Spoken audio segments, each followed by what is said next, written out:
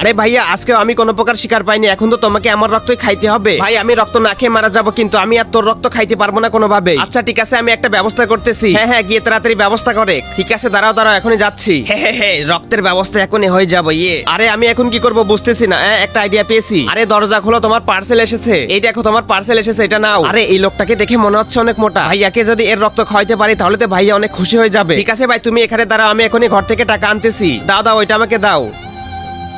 আরে মিনা, এইটাই আমার লাস্ট ডেলিভারি, একটু পরে এসে আমরা সবাই একসাথে খেয়ে নিবো, ঠিক আছে? তোমরা অপেক্ষা করতে থাকো। আরে এর দেখি ছোট ছোট বাচ্চা আছে, একে তো মারা ঠিক হবে না। এই তো মনে হচ্ছে আমার ভাই রক্তের ব্যবস্থা করেছে। পেয়েছি আজকে একটা মোটাকে, আজকে তো ছাড়বো না। আরে ভাইয়া, তুমি ওকে মেরে নাও, ওর বাড়িতে ছোট ছোট বাচ্চা আছে। আবে যা এখান থেকে, আজকে আমাকে রক্ত খাইতেই হবে। দেখ শুধু, আপনি যদি বাবাকে ভালোবেসে থাকেন তাহলে ভিডিওতে লাইক করুন, এবং যদি মাকে ভালোবেসে থাকেন তাহলে চ্যানেলটাকে সাবস্ক্রাইব করুন। যদি আপনি মা বাবা দুজনকে ভালোবেসে থাকেন তাহলে লাইক সাবস্ক্রাইব দুটোই করুন। বন্ধুরা, পার্ট 2 দেখার জন্য তাড়াতাড়ি কমেন্টে পার্ট 2 লেখো।